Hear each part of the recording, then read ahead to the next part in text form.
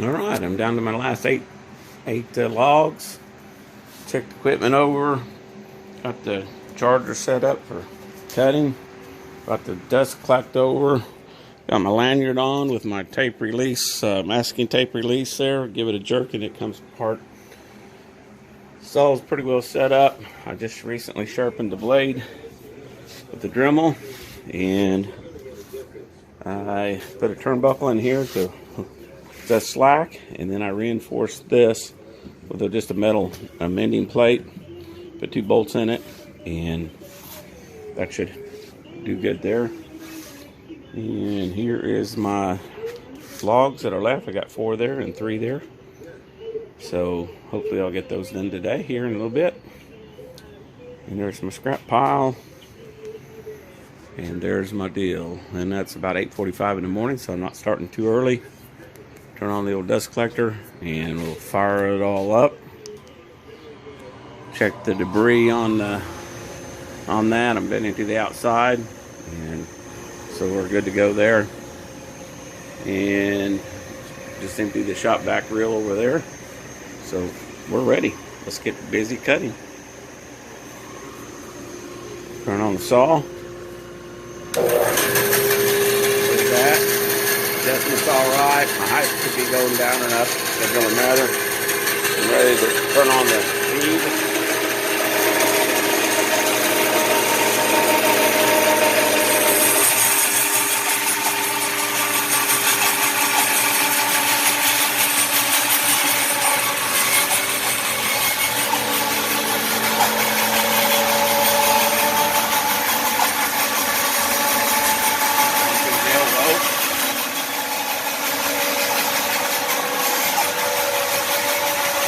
Unit going up. Oh, there's the unit strut.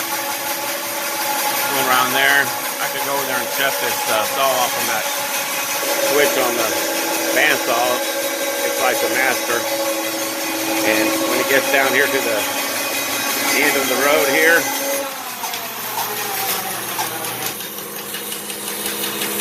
and let's see what we got here going on.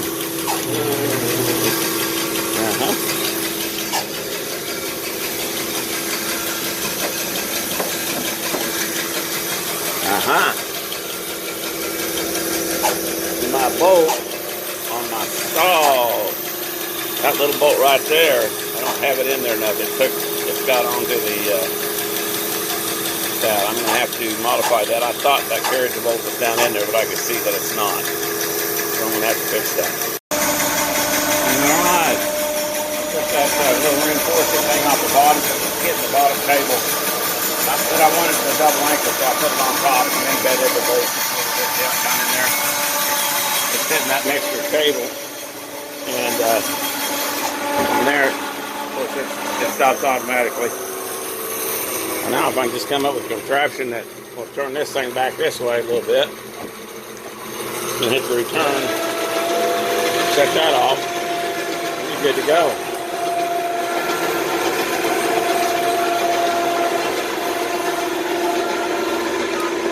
So that tension in that rope, I put this 1/2 inch in there, and it still loses 7 inches of slack out of that rope. So there's 7 inches of movement in that stretch in that rope, and so I'd have to set it up on about 4 2/4, and then pull it tight, and then adjust the turnbuckle up. So probably 5 2/4 would be good to go.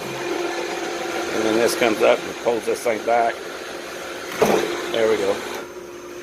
And yeah, so we're just working out all the good bugs in it there, but it's doing good. All right, one more turn, we'll get some lumber out of here. All right, and we'll run her down through there and see what happens.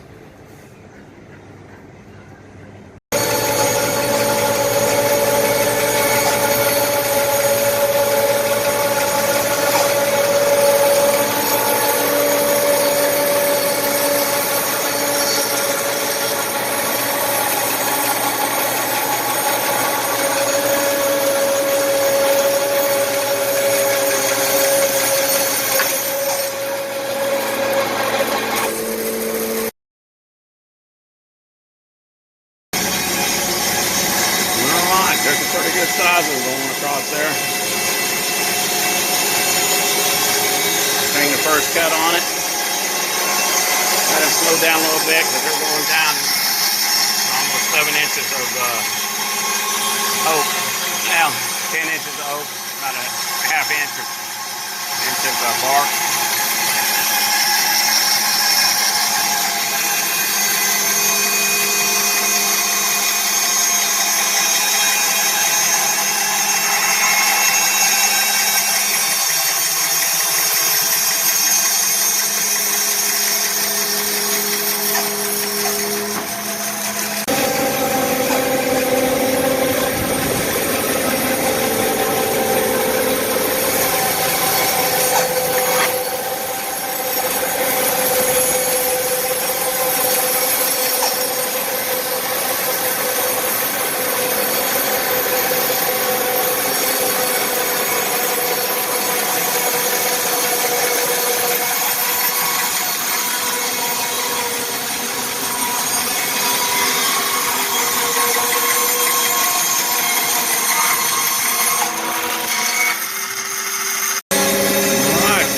Down to some yield.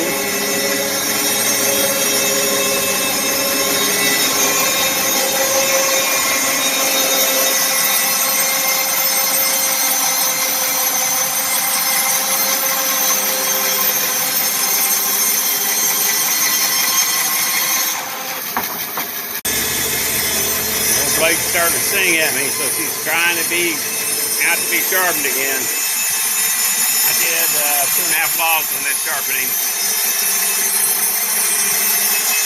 but they were pretty, they were all bark, you know, just a mess.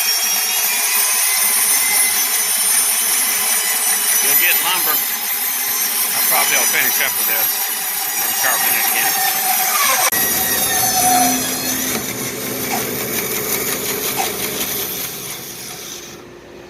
All right. I don't know if I'll make it or not.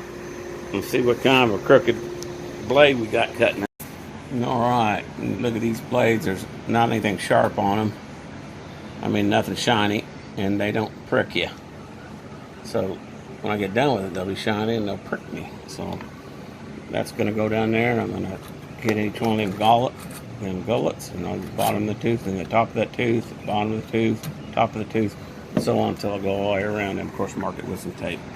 Then I'll run it around.